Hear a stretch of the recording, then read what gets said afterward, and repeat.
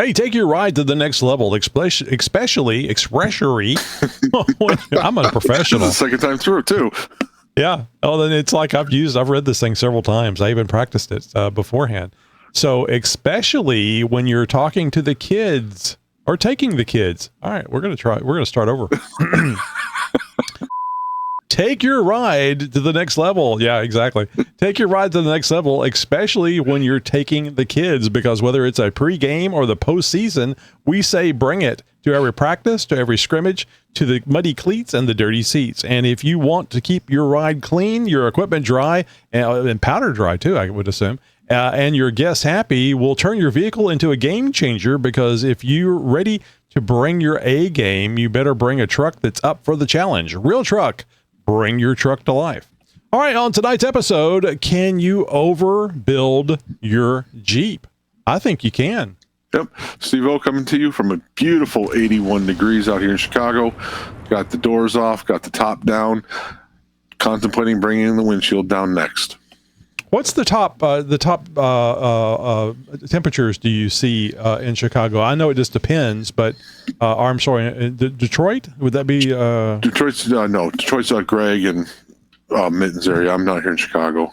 So. Chicago. Okay. So what is the top temperatures? And I know it varies, but because it can get quite hot there during the summer, but it's unusual. We'll hit 104, but it's not, prolonged like down in Texas, right?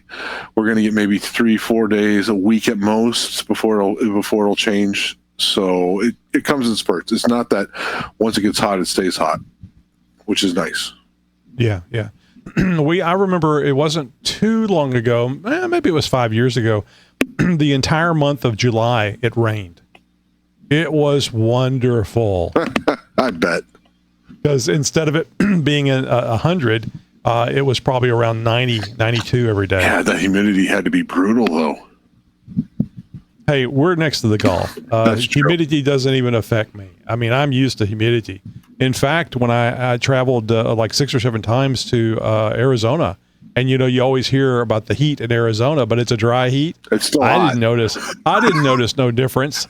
I was in Phoenix when it was 120 once. And, yes, it's dry heat. I'm like, it's 120, man. That's freaking hot. One of the rare times, people think I'm so old that it makes sense, but one of the rare times I got off of a passenger jet, it was down a walkway. So it wasn't one of those little arms that are air conditioned where you walk out into air conditioning and you go into an air conditioner. No, it was down a walkway, and everything's stucco in Phoenix. Yep. So as I was walking down that thing and walking by a stucco covered building, it was like noon or 1 o'clock. So it was hot out. The sun beaming on me was hot. It was not as hot as that stucco on the building that I walked next to. And I was probably 3-4 feet away from it. Yeah. So screw your dry heat, man. Yeah. 120 is 120. It still felt like a blow dryer out there. Yeah. That breeze feels nice, my ass. All right, I want to go off on a tangent here. Unusual for me, I know. I was mentioning this to you before we got started. Full disclosure, I am a Tesla stockholder. I love Tesla. I love everything that Elon is doing. I mean, whether it's saving money for the government and the taxpayers or the space program. Keep in mind, I grew up watching the Apollo space program. Gemini was a little too before I could actually remember and notice things, but Apollo, absolutely. And I was promised a lot more stuff, space-related stuff, for the 80s and 90s. That just didn't happen. I mean, what we got was, and it's an amazing piece of equipment, we got a bus with wings. Yeah. Like I said, it was an amazing piece of equipment, but it's not an exploration vehicle. And what Elon and SpaceX is doing now, that's a frickin' bus. But it's also an exploration vehicle. To me, and I made this comment the other day on a post, I think it was on X, that it was on YouTube. I made the comment when they were showing some SpaceX stuff, and what I think Elon was giving a talk about Mars and all this other stuff. And my comment was, we are seeing the beginnings of Star Trek. That is how amazing this technology is. And it took one man's vision to say, screw it. Screw the government. If we wait for the government to do it, it ain't going to happen. No. Break out the Thurman. Yeah. So anyway, back to Tesla. So Tesla is not SpaceX, but it's right up there. And Tesla is several companies. I mean, technically not several companies, but several things. It's not just cars. Yeah. And but speaking of the cars, the big news is, at least in my world, full self-driving, unsupervised, and being used as a taxi service. That has started, I think it was yesterday or the day before. So you can now take a taxi in Austin with no driver. Johnny Cab. I sent Elon a message about that. I said, man, please just get a Johnny Cab. Set up your thing as a Johnny Cab, because that would be so funny. Frankly, he's a little off the wall. I'm surprised he didn't do anything like that. He would just have to buy the rights or rent the rights to it. And that some robotics company or his robotics company could do it. It probably would be half of the robots that they're creating with it talking. But I would like to see the full animatronic thing that they did, where the guy rolls his eyes and that weird lip movement and stuff. It's like a Howdy Doody doll animated, right? And he's got enough money. I don't know how Schwarzenegger would feel about it, but you could rent Schwarzenegger, get him in the cab, and have him pull the Optimus robot out like he did in the movie. That would be good. I mean, think about it, man. We went from a movie in, what was it, 1984, Total Recall is what we're talking about, if you guys don't know. It is. But we went from a movie, Total Recall, in 84, to it being reality. Not necessarily in a lifetime, but a fraction of a time, a lifetime. Yeah. And then you can even go back a little further to like 76 or so, 77 for Star Wars with all the talking droids. Yep. And how Luke, he was a little more polite about it, but they just wanted the droids to shut the hell up. And I'm thinking, these are talking robots. Let them talk. This is fantastic. Yeah. So from that time to now, and we're getting ready to see these robots. All right. So anyway, I went off on a tangent. Robotaxi. So they are going to be using like telepresence so that somebody can monitor the vehicle, because it's done very good. I think I read the other day that the robotaxi, not the robotaxi, full self-driving has gone 16,000 miles without human intervention. That's impressive. And if you remember the movie I, Robot, where Will is driving at 300 miles an hour, yep, and he takes control over the AI controlled vehicle, and the lady next to him, I can't remember her name. She was hilarious in that movie. Oh, he's like, are you insane? Because it's able to make decisions so quickly. Monahan, I think is Monahan, Bridget Monahan. Bridget, there you go. And he's like, woo, woo, woo. So the AI driving the vehicles are going to be so much better at making decisions and keeping you safe. I seriously believe that your insurance will go up if they detect that you're driving manually. Well, not only that, but let's face it, the cars are going to be able to show what you did wrong in manual mode. Oh yeah, right. The black box is there already. People don't realize it, but all the cameras and everything. It's interesting to see what the results are going to be. Mm-hmm. So my point of this isn't just that full self-driving and robo-taxis are coming, but we're getting ready to get in here and talk about can you overbuild your Jeep? The full self-driving Teslas and the other brands that are going to be doing this in the future, where you can just take a ride in a vehicle, may mean that you don't need your Jeep to get from point A to point B. I'm not saying you can't use it. I'm not saying you can't take it there, but it would be more of a fun ride around on the weekend, a ride up to Sonic or a burger place, go out to eat, and it would make it more realistic, because frankly, you can build a Jeep to a certain degree that it really doesn't make it practical to drive it day to day or even on the weekend. It's a trailer queen, and we've heard this before. So if you're not aware about Tesla, or maybe you have looked at Elon negatively because of what he's been involved in with the Doge, that's fine. You guys can think of it however you want to think of it.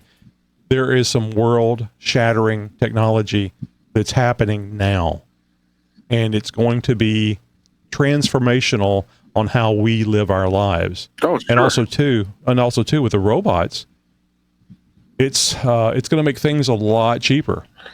Not just the passenger world. Look at the commercial world. The self-driving trucks, right? The trucks that are driving back and forth from point A to distribution point C daily basis, right? I deal with that in my job. We have 30 shuttles a day going from our manufacturing to the other warehouse where it's being distributed out to our customers, right? That gets automated. That's a whole different ballgame. So yeah, and there's going to be fewer wrecks. Mm-hmm. There's going to be fewer delays, and it's going to be a lot cheaper because you've paid for the driver. If it's just the computer, you've paid for that up front. So now you just need a way to charge them, and that'll just be the part of the cost of having the vehicles. Yeah, but think of the access for the elderly, right? Oh, I know. It's going to be freedom for a lot of these people that shouldn't be driving anymore. Yeah, well, I think I made the comment because it happened with my mom. She would come over here. She lived in Baytown. She's passed away, but she lived in Baytown, which is about a 40-mile drive from Baytown to Katy, where I live. Yeah, and she would come over here for Thanksgiving, but she would have to leave before it got too dark because it's harder to see as you get older. Yep. And now you're not going to be able to get rid of her because it's like it doesn't even matter if she gets sleepy. She's just go to sleep. Yeah. And that's another thing. Not to make light of my mom's passing, but this is what I do. How many people are going to die in their vehicles? And you won't know. The vehicle will pull up at your home. I wonder if Tesla is going to have to put a critical systems, including the passenger monitoring system. Sure. So that and that's the other thing. If you're shot or you had a heart attack or whatever, you can go get in your vehicle. I think Grok is what is going to be AI. That's the thing that you can talk to in the Tesla. You can say, take me to the nearest hospital for a heart related issue, or maybe you can't talk at all. Hey, being in the Chicago area, the AI technology that detects an attempted carjacking and zaps the sucker. Yeah. Or just discharges the battery. Just drives them to the police department. Yeah, there you go. Yeah, that's even better. Bait car, right? Yeah. All right. So before we get into can you overbuild your Jeep, let's talk about Apple reviews. So we used to get a lot of reviews on Apple and other places, and that kind of waned, I guess, as the show got into more years. So I don't go over there and check it as often as I should probably. But I found this one. This is the most recent review that I think happened back in April. So it starts with long-time listener, first-time reviewer. I want to say ditto head, Hey, Rush, first-time caller, long-time listener. Got a Jeep a few years ago and got a bunch of stuff to put on the Jeep based off of interviews on the show, although some parts are still waiting to be put on. I have them based off of better to have and not, based off better to have and not use, not need them, than to need them and not have. So I'm not the only person that gets stuff and it takes a long time to install. Like repair kits like glue tread, or are they talking about like door pockets that someone just can't get their button gear to put on? Installing stuff on vehicles is tough. So, and you got to go outside for it. I can't wait till I get a robot. Yeah. So he continues with, and I'm assuming it's a guy. We'll wait a few weeks between listening because I like to binge on the show. Nice. I'm glad he mentioned that because I often worry about, do we have too many episodes? It's like overbuilding your Jeep. Are we overbuilding the Jeep Talk Show with 5 episodes a week? Well, unfortunately, everybody has their own ways of listening. I was sitting in the airport for hours. I binged a couple weeks ago. Some days I'm currently waiting for the next episode because I'm out walking at work on lunchtime. So it depends. It changes, right? What works for them. Were you listening to the show when you were in Italy recently? No, I pretty much got caught up on the flight over. So I downloaded Oh, them that all. makes sense. Well, yeah, That it was makes an sense. 8-hour flight. Just the Germany portion. So, we have this, do a little sales there for the show. We have 3 different formats. We've got the Chick Chat, we've got the classic, the flagship episodes, and we've got, I guess we got 4. We got the roundtable episode, which I think is always fun because it gives listeners and team members the ability to jump in there and voice their opinions about Jeeps and things. And then we have the interview episode. Do you have a favorite, or does it just depend on?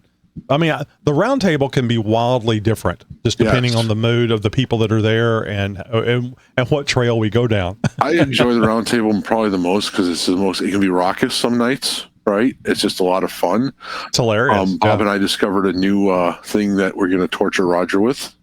Peanuts, packing peanuts. Thank you very much. Yeah. Bob and I were already texting today, plotting. I do enjoy. You need to do that to Greg, except you need to mix in some ducks. Greg still hasn't forgiven me. We were on a trail and I stuck a duck onto his seat and he sat on it with his kilt. So anyway, you dirty duck. Yeah, it was a brown duck too. So I enjoy the interviews, some more than others, obviously, if it's something I'm interested in, right? If it's a modification or a component, it's going to change. Not everyone applies. Some do, some don't, but they're there, right? I found the one, probably the ones that I found most interesting recently, and I'm not a big old Jeep, World War II Jeep fan. I like them, but I'm not that up and interested in studying about them. But it was Paul Bruno. Yep. His book about Jeeps. He had a wealth of information and things I never knew what was going on. Makes perfect sense as to why several manufacturers would claim that they were the inventor of Jeep. And the whole, I didn't know that they had a trial about it. And then he got the transcript for the trial. And like I said in the interview, that was fascinating. Well, if you're doing this in front of a judge, you're more than likely going to be telling the truth. That remains to be seen. Jeep Show was another one of the books. That was the other one I was going to mention. I actually picked that one up. I'm going to be end of June, first week of July, up with the Scouts up in the Minnesota-Canada border, what's called the Boundary Waters area. We're pretty much out of communication for a week. And one of my favorite things to do is sit in my hammock at the latter half of the afternoon after canoeing and doing whatever, and just reading a book. If I'm not napping, and that's the book. Well, that's the beginning of the nap. Is the reading of the book. But that's the book I'm taking with me this year. Fascinating. I mean, big name stars that were stuck in a Jeep and here, drive to the front line or past the front line and do a show. It's very pertinent to me. My grandfather was with the 1st Infantry Division. He was in North Africa, Sicily, and he landed at Omaha.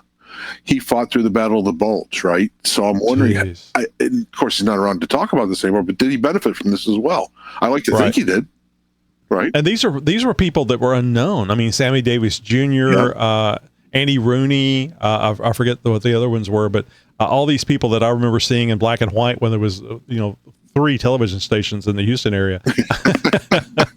But they were good shows. Yeah. They were good movies and stuff that they were in. But this is before they were famous, and they were out there. Yep. And anything could have. I mean, it could have ended their career with the right ordnance comes in or a sniper. Yeah. So it really is very interesting. And I had no idea. I had no idea that this was going on. It makes sense. I mean, you remember the movie White Christmas, right? With Bing Crosby and Danny Kaye. Yeah.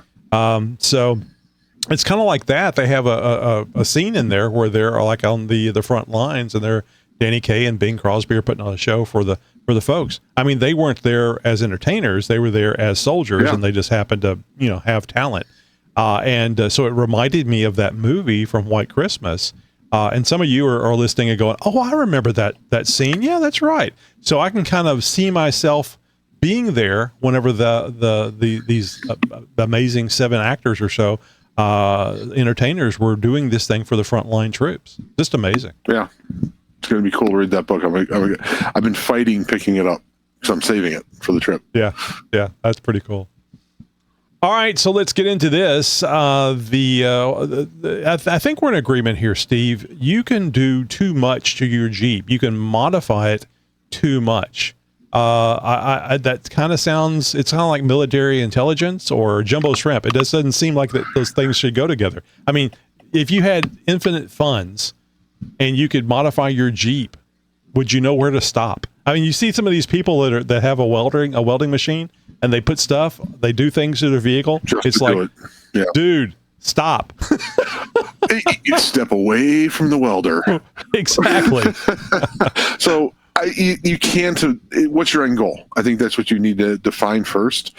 If you've got the resources and you want this to be a pure show, I'm going to take this out and be the baddest ass rig on the trail, and you have the funds to do it, go for it. But I realize at some point you're not going to want to drive this thing on the street, or legally you won't. It's not going to be practical. No, it's not going to be practical to drive on the street, and that's kind of the point. Yeah. So do you want to do all these wonderful things to your Jeep and get it to the point where it's just something that you drive ever so often? I like driving my Jeep. I enjoy sitting up high. I enjoy it's fun to look at the Jeep when you're walking away. It looks good. It's nice.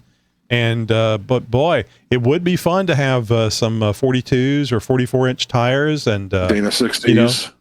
Oh yeah, some badass axles and all the crap that you can hang on there. That if it breaks, there's going to be a nuclear meltdown when it breaks because it's so tough. One of my greatest pleasures is I drive 8 miles back and forth to work a day. Is when the weather's nice. I took my doors and top off about a month ago. They have not come back on. And it's 53 degrees in the morning. Yesterday when I drove to work, I have a coat. It was 90 when I went home, and I enjoyed every second of it. Yeah. And to me, that's part of being, that's the Jeep life to me. That's my definition of the Jeep life. To each their own, right? Mm-hmm. And when the weather's bad, I drive my backup car, which most of the winter I don't drive the Jeep either, just because you ever seen the cartoon of the elephant and the mouse, right? That's how I react when I see salt on the road when I'm in my Jeep. Yeah. So tell people what Jeep you have. I mean, we can kind of see it if you're watching us on YouTube or Rumble.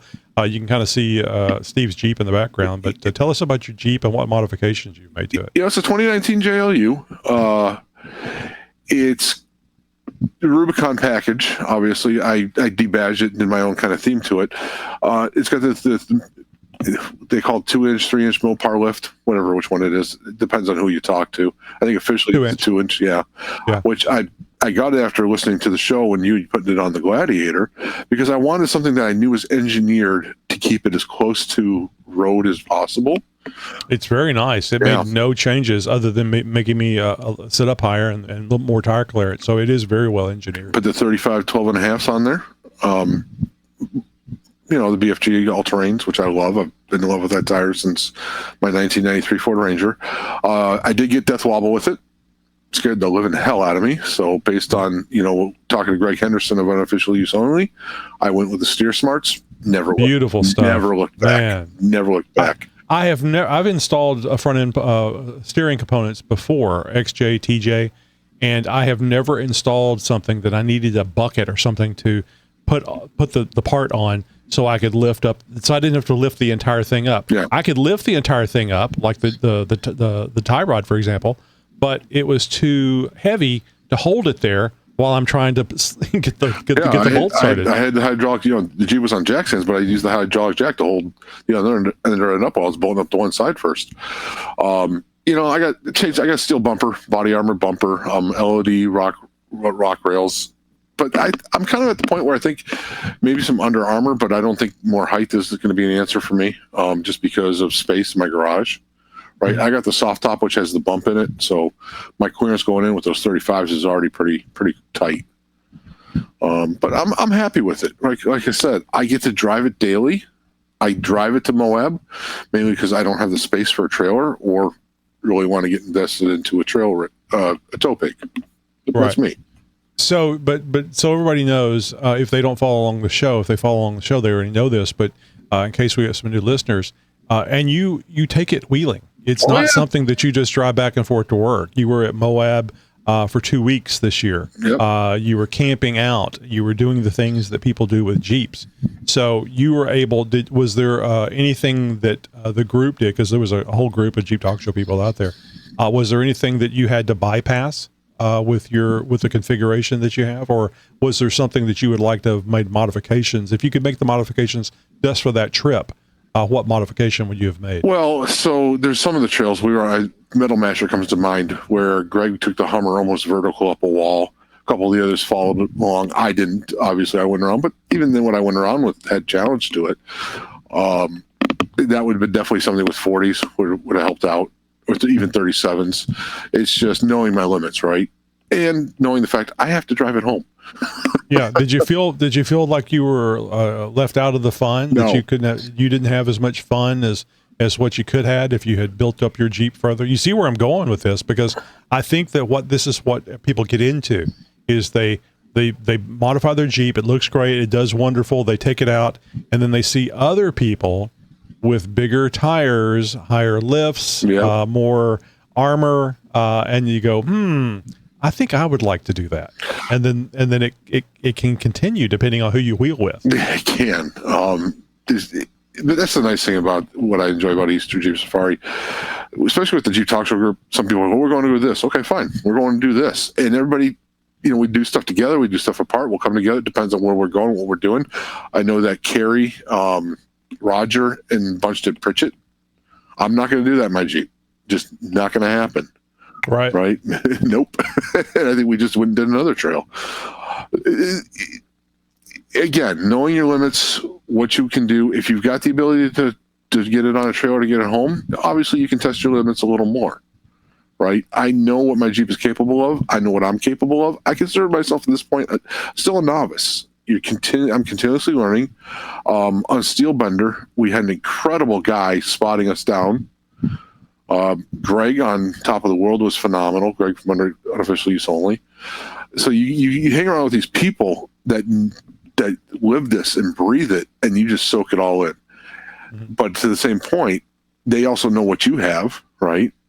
Obviously, they look at you, and me and Zabel are next to each other. They're gonna tell Zabel go this way. They're gonna tell me to go that way. Right. So. And for you guys that don't know, Zabel has a beautiful. It's a JLU. I can't remember what year it is. I'm going to say 2018, maybe not. No, I guess it was. I don't think it's the first year JL. At any rate, Rubicon. But he said he should have got a Sport because he has changed so much on it. That different lockers, different axles. He just got a Motorbuilt cage put in it before. Yeah. Oh, yeah, of course. But the Motorbuilt roll cage in it right before EJS, which I think was a really good idea because he had America's Most Wanted install that 426 Hemi, which I think you need a roll cage when you have that much horsepower. Zabel launched himself off of a middle of a ship in the middle of the ocean. Yeah, he's still he's lucky he wasn't put in jail for that because that was off limits. He was a naval fighter pilot. He's got a little bit more cojones, we'll call him, than some of us do. Yeah, F-18 pilot, A6 intruder, I believe he also flew, and he did that, and he really likes his Jeep. Texas, he lives here in Texas as well. I was going to say Texas native, but I didn't want to. Maybe he's not. But he certainly seems to be Texan with all the stuff that he's done. But I'm on a 41-degree incline. I'm in pucker factor, and he's probably just he's probably just snacking and just going right down. And this is nothing for him, right? Yeah, you're not too proud to ask another man to remove that cushion that you have grabbed with your ass. Exactly. Because you don't want to walk around with that thing all day long. Yeah. But he's on coilovers and stuff, and I'm glad you mentioned that because that's really what made me think of this subject for tonight was. When you get to that level of modifications, I think he's on 42's Trepadors. I believe so, yes. Yeah, the beautiful, wonderful tires and traction on the sides of the tires, which is so cool. And he pretty much went anywhere he wanted to in Moab, but he found that it was the 426 Hemi and his skinny pedal was kind of causing an issue as far as gas mileage. He was trying to do the trifecta, which is Poison Spider, Golden Spike, and Gold Bar Rim, and he had to bump some gas from someone. Yeah, because it was getting a little close. Yeah, he finally clenched. Let's face it, we got Zabel to clench about something. It wasn't an obstacle. It was fuel. Well, they do in-flight refueling with those F-18s, depending on the mission. So I was telling him they need a Suburban or Excursion or something that he can do in-flight refueling with that Jeep of his. Think about this in the future, right? We talk about all the the driverless cars, all the drone technology, drones delivering gasoline to motorists. Just call up on an app. Hey, I'm here. I need fuel. Yeah. Well, AAA will be very different. Very much so. One of the A's will be automatic or automated. So this is kind of the point is that he has a very beautiful build. Yep. And the other thing too is it's really it's stunningly gorgeous. The paint match, the decals. The so yeah, it's not just this balls to the walls mentality. I don't care what it looks like. It's going to get beat up. It's going to get beat up, but he's really concerned about the paint and how the overall look is. Yeah. And it is a gorgeous rig. The only problem I have with it, and you know what the problem is, right? No, I don't, because it's a beautiful orange. I'm not walking into that. You could say that it is kind of red. It's just not red enough. No. Yeah. So if it was red, then you'd have really something there. But so he's done all this stuff to it. And can he drive it on the street? I think it's still street legal, but it depends on it's not something. Mood of the officer of the day. Yeah, it's not something that you're going to be driving from Texas to Moab. It's going to be trailered. Oh yeah. If nothing else, just because those Trepadors are very expensive, and do you really want to put road miles on them? No. God, especially in New Mexico with their highway system, it's going to chew right up. Is when you get out of Texas and into New Mexico, you immediately get into the left lane. Oh my God, yes. It's amazing. I mean, it's just like right there. As soon as you go through the border, it's like, man, what the hell happened? Well, yeah, last year Moab, we did that. We went south because I went to Arizona to wheel before we went up to Moab, and we went, Amarillo, and then we had Texas. I'm like, what the heck? Poor Rick and his TJ trying to follow me, of course, right? Was just we were in the left lane the whole way. Yeah, I get it. I mean, but it's worth it to me. Yeah. I don't like long road trips. Oh, I do. I do not like long road trips. It's boring. But after going to Moab for the first time, which I had never been before, like 3 years ago. Yeah. The next year, I was more than happy to go. Yeah. 20 hours, I don't care. And the great thing about the next year was I was able to talk my wife into going. Yep. Truly is.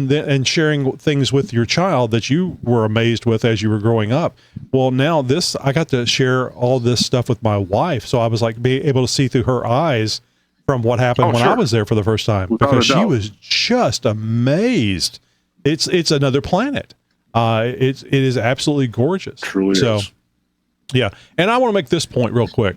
You do not need anything other than a Jeep. So if you got a Wrangler or a Gladiator and it's stock, you will be able to do, what do you think, 80, 75, 80% without a doubt. Anything out there. So you do not need to build up your Jeep before you can go. Bob, his little TJ, he's on 33s, right? Which 33 is what a Rubicon runs.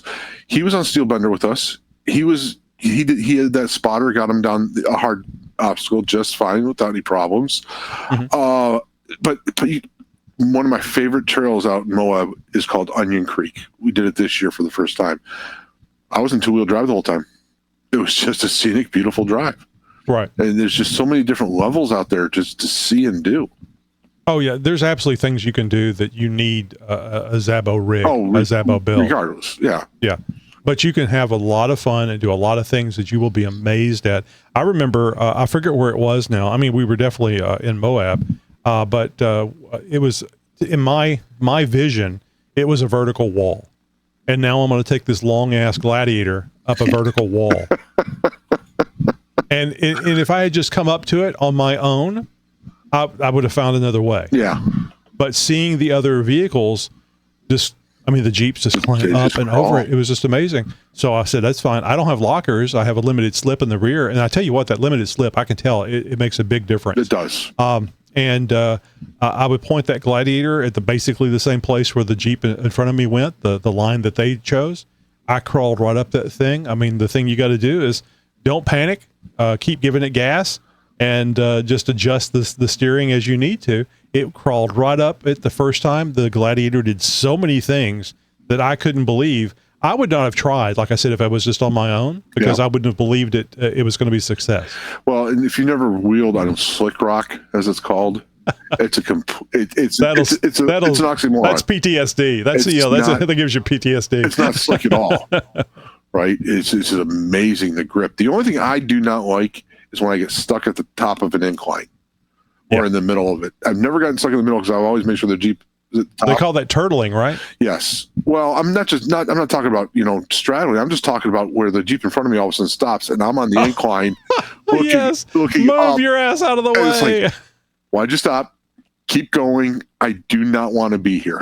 I think what they're doing is taking a breather, going, I made it. I'm alive. and that was we were doing the JTS run out on Fins and Things, and we took one of the steeper hills. Me and then Jess was in front of me, Roger's wife, and the Jeep in front of her. Of course, I can't see. She's about to crest the top, and I'm going up, and all of a sudden, I'm 3/4 of the way up, and she stops because everybody else backed up. Because I was the tail gunner of 23 Jeeps, so I was the very last one. So it was literally 7 dwarfs, right? The one guy stops, everybody's jumping into each other. But that's the one thing with me, and I'm sure John Lee, and he'll be the first one to admit it. He does not like off camber. Right. I don't mind it. Now, I don't like stopping off camber, but as long as I'm moving, I'm happy. It's when I'm stopped, especially on that incline where I'm looking at 30 degrees incline. Yeah, no, that's I'll get through it, but keep me moving. Oh man. So did you guys do Hell's Revenge? We didn't do it this year. I did it last year, and it's so weird. It's such a weird feeling coming down. Yeah. I mean, the going up is kind of scary, but the coming down and looking at, you feel like you're going vertical down. Yes. You're not. And if you have the off-road pages like on the JL or the JT, it was funny. Bill was in his 392. I think I was following him, or he was nearby. Yeah. And we were on the radio on the GMRS calling out the what the angle was. Yep.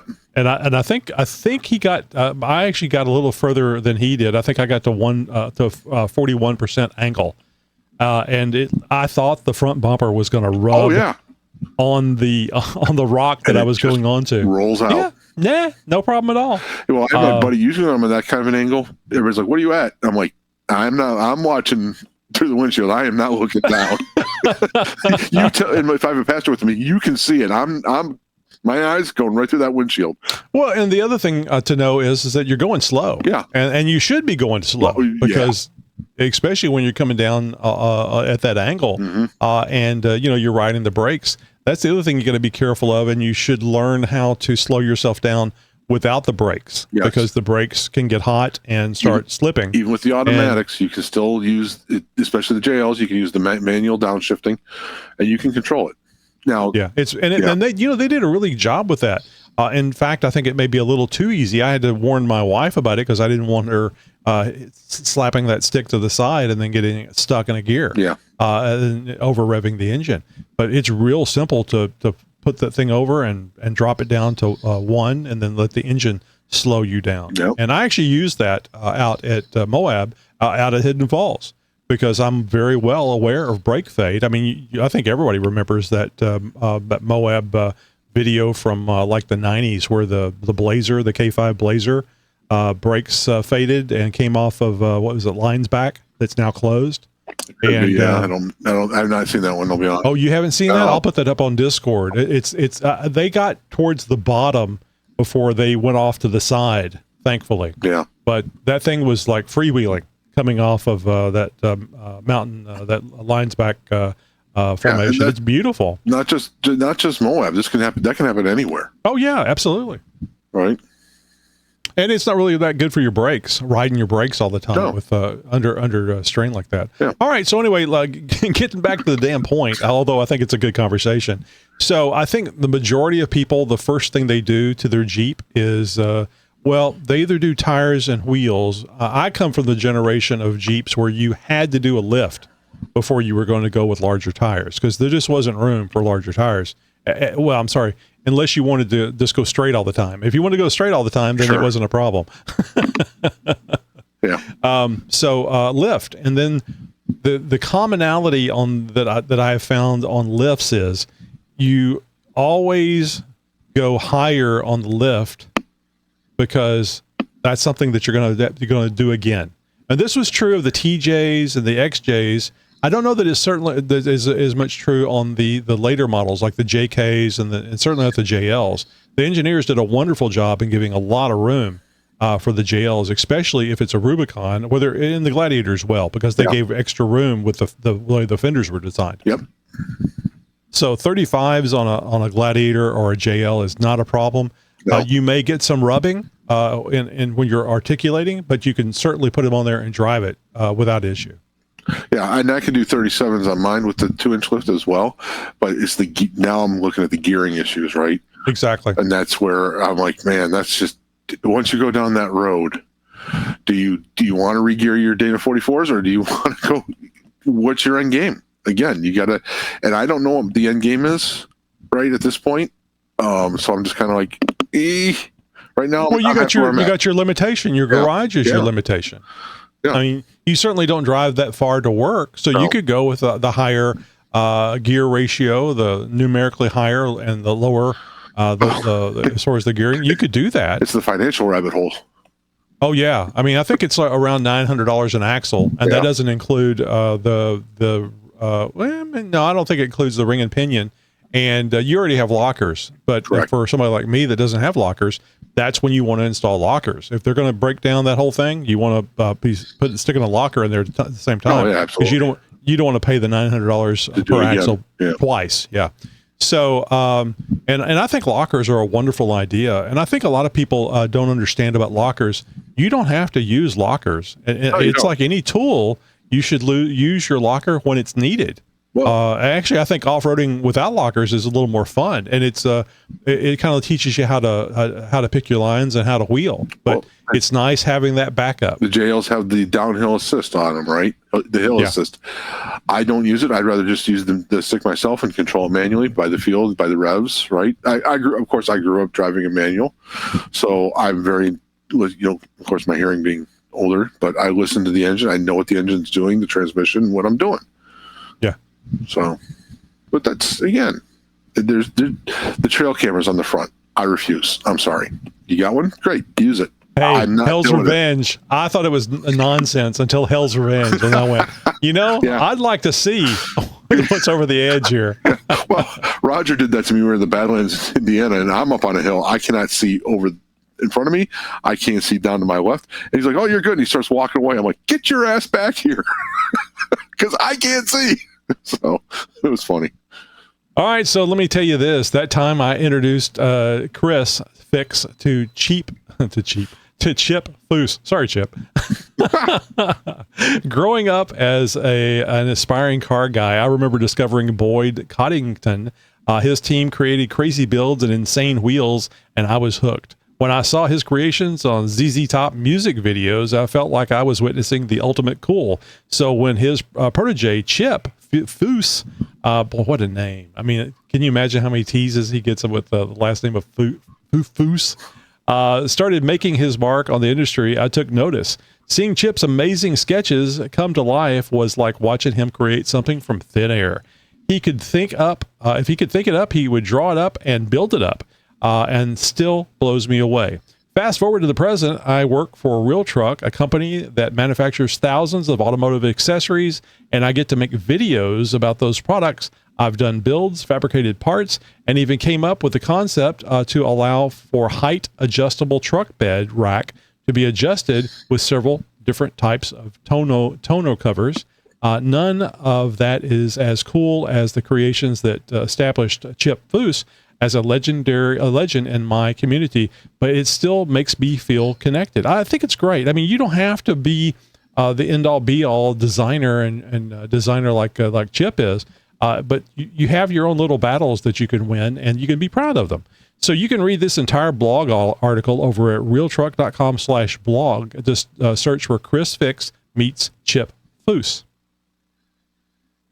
All right, Steve. So we've talked about lift, and then there's of course the suspension. Now you don't have coilovers on your Jeep, right? No, I ain't that rich. Yeah, I mean they're very expensive. I think they're a couple of grand per coilover. Yep. And if people don't know what coilovers are, and this is probably a bad description, it's basically a shock surrounded by a coil spring, Yep. and it holds the entire weight of the body of the Jeep to the axles. So it gives you more travel. So you get more flex out of the Jeep. And it's really, I mean, of course, Zabo is running these on his Jeep, but at a certain point, there's a lot of adjustments that you can make, which is always good. But at a certain point, do you really want to have coilovers on your daily driver? No, you of course, to each their own. You really don't. You're putting a lot of money into your vehicle to be wasting its life. Let's face it, every part has a lifespan to it. Do you really want to be wasting your vehicle's life on everyday driving on those expensive parts, right? Exactly. Yeah, coilovers are nice, but if you break one, are you going to be able to drive that Jeep back home? Yeah. I mean, I think Greg Henderson brought this up on one of the roundtables that he's not a big fan of coilovers because you really can't take backup coilovers when you're out on a wheeling trip, and if you break one, and you're not going to change it easily either. Yeah. If you break one, you're kind of stuck. And I'm not saying you can't get things fixed and get down the road, but it does make it more challenging. So I think we've already mentioned tires and axles to a degree. Tires and axles, depending on the size, certainly if they're bigger than stock, are going to be a lot heavier. And that's going to affect gas mileage. That's going to, it's nice to have a low center of gravity with the Jeep because it makes it harder for it to flip over. Not saying it can't happen, but it makes it harder for it to flip over. But I think $10,000 or $15,000 per axle is not unheard of. That's a lot of money. Yep. And it makes that $900 to put a new gears and a locker. Because you could probably do new gears and a locker on a, like say 44s. Probably going to cost you $2,500, $3,000. Yep. So that's a lot different than $30,000. I don't want to think about it. Not saying I wouldn't do it. I think it'd be wonderful. But and if you guys don't know, basically what you're doing is you're taking full size like Ford pickup truck axles and putting them on your very low weight Jeep. So it's amazing. It's just amazing. So anyway, you can go ahead. It doesn't get any easier now that the cost of starting with a new Jeep is even more cost prohibitive now. Yeah. Right. I mean, just purchasing a Jeep off the lot, right? Back in, with the JKs, the TJs, in the YJs, in the CJ, you weren't paying a lot for that Jeep. Now, obviously, the modification aftermarket wasn't there with the CJs as much as it is with today's market, right? It's $1 billion industry. We know. Right. If I were to go backwards, I would have bought it, and I'm planning on doing, nth degree, making this a trailer queen, everything else. I would not have bought a new vehicle, right? Because it's not going to save that money. Driver. Yeah. And maybe you have a second Jeep as your everyday driver, just because, again, I like to live the Jeep life. But I think that comes into play with it as well, right? Do you have any money left over after you dropped $100,000 on a 392? Right. So some people do, some people build them up. And the sad thing is, and we've heard these stories. I think you've heard it too. I think we heard it on the roundtable. The guy bought a 392 for $100,000, put another 50 into it, had no idea how to drive the thing, had no idea how to drive the Jeep when it was a 392 to start with. Now he's got all these modifications and stuff to it, goes out there, can't drive the damn thing without breaking it. Yeah. But because there's so many changes to it. And actually, I think that the lack of funds gives you time to adjust to your modifications. Well, I think that helps you too when you have to budget, because now you have the time to do more research into what you're going to get, right, before you spend the money. That was certainly with me with the steering. I took a little time with it, and I'd been hearing about Steer Smarts.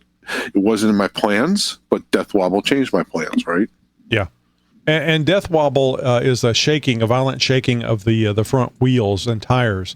It's very scary. If you thought you were going to die, then it was Death Wobble. Yeah. If it's a little shimmy, that's not Death Wobble. If someone says to you, "I think I have Death Wobble," No, no, you That's don't. right. You don't. No, yeah. Because I heard about you. Everybody talking about death wobble. I'm shaking, and I'm like, oh, okay. And then one day, I knew I had death wobble.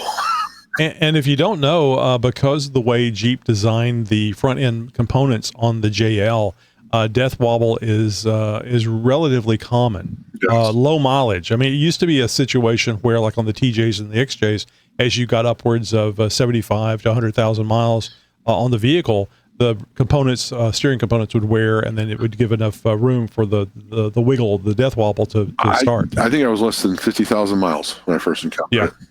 Mm-hmm. Well, we interviewed Jay over at Steer Smarts, and they bought a two-door JL, and I think they got it, drove it for 500 miles before the before the death wobble started. Yes, they did. Which was good for them because they needed to design a product to get rid of that. Yeah, Steer Smarts is wonderful. I have Steer Smarts, and truth be full disclosure, Jay, after that interview, sent me a buttload of Steer Smarts components. Yeah, you still haven't installed it, have you? No. I have not installed the rear track bar, so the adjustable rear track bar. And it's red, so I'm surprised I haven't gotten to that. It's 2 bolts. I just got to crawl up underneath there, and I mean, they don't even send you bolts. You just reuse the bolts for the track bar that's on there. Yeah. So yeah, I got to get that on there. I saw it in the not driveway. I saw it in the garage the other day. I went, oh yeah, I need to put that on. All right, so we're going to wrap this up, Steve, because we've had a wonderful conversation and I went through a lot of things on things that you can do to your Jeep. And I know that you people are listening to this because I'm reading this stuff and talking about it, and I'm excited. I want to do all these things. Yep. Now, I will say that a roll cage may make it less comfortable for the people inside the Jeep, depending on the roll cage and how aggressive it is. But I think a roll cage is a great idea for a Jeep, even if you don't take it off-road, because that is additional protection for you and your family. Oh, certainly. And if someone has a roll cage on road, I'm not a passenger because I know they're going to do crazy shit. Well, Zabo had America's Most Wanted install that 426 Hemi in his JLU, and I certainly believed he needed a roll cage. I mean, especially with the things that he does out in Moab and other places. But even if he wasn't doing that, if he was just balls to the walls on the throttle and he flipped that damn thing, which people have a tendency to do with high horsepower V8 engines, the roll cage is going to keep him safe. So yeah, and of course it's a gorgeous roll cage. I'd love to have a roll cage in my Gladiator, and it's a daily driver. So, but yeah, I mean, I think people might look at you kind of funny. So, but if you have a roll cage, I still think that you ought to drive around with a helmet, Steve, whenever when you're off road. I think you get a lot of looks. So maybe some pictures up on social media. I don't think the guys would ever let me live that one down. That would be exactly. It would be so funny. And the other thing that Zabo had to do, we alluded to this earlier, is he wasn't getting great fuel mileage with that 426 numerically high gear ratios and 42-inch trepadors. So I think it was after Moab he had a fuel cell installed so he can get more gallons of fuel in there. And I think I made the joke that he's now getting 250 miles to a tank. He goes, I wish. So even with the bigger tank, he's not getting the range that I was getting in my XJ, and my XJ is heavily modified. So these are the things that we're talking about. And also too, the fuel cell, there are legal ramifications about the fuel cell. Really? Like if it, so you see a lot of off-road only vehicles. The fuel cell is in the back and is above the floor. Yeah. And you can't have a situation where you can have fumes, gas fumes, and maybe have a situation where the thing rips open and now douses everybody in the rig with fuel that then lights on fire. So the fuel cell generally has to be separated by some metal. Yeah. So giving people a chance to survive. I've not seen the Pinto. No, what was that car? Oh yeah, the Edsel. No, is that Ford? The one that well, the Grand Cherokee, the older Grand Cherokees, they were sued. Jeep was sued because it would catch on fire when somebody runs into you at 90 miles an hour. Yeah. Come on, And the thing is that it was legal. The way it was designed and built back whenever it was designed and built was 100% legal. Yeah. And they were suing them based on things that changed later. And I mean, I understand you don't want to have that. You don't want to have people catching on fire, but you have to take responsibility for what you have. Yeah. And you know what the fix was? A tow bar. Put the towing thing on there. So now you got additional protection to keep the vehicle that's driving too fast from penetrating the tank. 2-inch steel square tube will tend to do that. Yeah, exactly. And tied to the frame. Yeah. All right, so that's kind of our coverage on there. I think it is a wonderful idea to modify your Jeep heavily. I fully encourage it, but you know what the reality is. So when you do that, you may be buying a spare Jeep. Again, going back to Bill, he's got that 392. He got rid of his little commuter vehicle and bought another Jeep. He got a 2-door, and now he has to decide as well. Yeah, and now he has to decide which one he wants to take off road. Do I want to take the 2-door and just kind of zig and zag around, or do I want to take the full size Jeep? He had that at Moab last year in 2024. The 2-door. Exactly. Yeah, exactly. And they're all unique. I don't think you can have too many Jeeps as long as you got a driveway or garage space. I don't think you can have too many Jeeps. Beautiful YJ Sahara on Marketplace yesterday down near me. I'm like, ugh. But no. From the mind of Nikki G. Hey, this is Nikki G, and I'm a little behind on the episodes, and I just discovered that you are no longer on YouTube, which is the primary way I usually listen to the show, but moving on. Now that you're not on YouTube, it's a relief for me because now I don't have to wear pants. And if you're wondering, boxers are brief?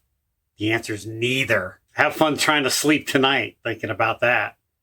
You put the show on YouTube, and then you put Nikki G on YouTube, and then you get canceled from YouTube. That's a no-brainer. I have a few theories about who spoofed your roundtable show and sparked you getting booted off YouTube. I didn't see the adult content, so I'm just bear with me. If it was midget porn, it was probably the Toyota guys. If it was gay porn, it's definitely the Bronco guys. And I'm not going to say anything about the Subaru crowd because I've been beat up by enough girls already that I don't need to invite that. Well, that's not why I'm calling. I'm calling to tell you, I just checked my insurance policy. Yeah, if my blanket's stolen in the middle of the night, I'm not covered. All right, boys and girls, I'll chat at you later and you have a good one. Bye. Nikki G. Gotta love Nikki G. As I always say, it's in our contract. You gotta love Nikki G. Thankfully, it doesn't require any touching or feeling of any kind. It's just, a commitment to love Nikki G. Hey, you want more Nikki G? Wendy shakes her head. No, you don't. Listen to the 10-Minute Off-Road Podcast. You can find it on YouTube and other places. Just do a search for 10-Minute Off-Road Podcast. It's for the person with a short attention span. All right. Are you in the Illinois area, specifically Northern Illinois, where I'm at? If you're new to off-roading or you are experienced, Byron Motorsports Park is opening up on June 22nd for the nuclear 4x4 invasion. Why do I call it nuclear? Because it's right next to the Byron nuclear power plant. And it's just a great little park. It's primarily motorsports. They open it up 2 to 3 times a year just for, full-size vehicles, side-by-sides. The trails are guided. They have to be for insurance reasons, which is fine. They have a very basic trail where you just come in and you learn how to use your 4x4. They've got an intermediate trail, which any stock Jeep can run. And then they have an advanced trail, which you have to be on 33s or bigger to run that trail. And it's a lot of fun. It's just a great time. 6 hours there, you'll have time to do the whole adventure. So this is not a destination for a lot of wheeling, but for us in Illinois, this is exciting. We have no places. You got to pick and choose that are close by. Yeah. So I'm actually coming back from a trip. The 21st, I fly back home. 22nd, I'm debating whether I'm going to put the doors back on for this one. Depends on the weather. But myself, I'll be out there. Well, you'll see the Jeep Talk Show logo. I will have stickers to hand out. Come up, say hi. My buddy Dan will be there representing the show as well. He's been with us on many adventures with JTS down in Moab. So come join us. I will have details on our Discord channel. Join us on Discord. And how do we find them on our Discord channel, Tony? You go over to jeeptalkshow.com/contact. There's a bunch of things in there, including how to become a Patreon subscriber, how to join the Discord server, how to email us, and you can even leave voicemails that you may hear here on the show. All right, did this Jeep Talk Show episode get your engine roaring? Show us some love by dropping a 5-star rating and a blazing review on your go-to podcast platform. It's your way to help us expand the Jeep family. Keep the adventure rolling by hitting follow on social media and joining our newsletter crew for the hottest Jeep updates and unmissable events like the one Steve was just telling us about. Hey, got a burning question or a wild idea for the next episode? Fire it over to us at jeeptalkshow.com/contact. Thanks for cruising with us, and get ready for some more thrilling journeys ahead. Steve, thanks for joining us. Great conversation. Absolutely. Thank you so much. See you guys later. Broadcasting since 2010. You're my friend. You're my new friend.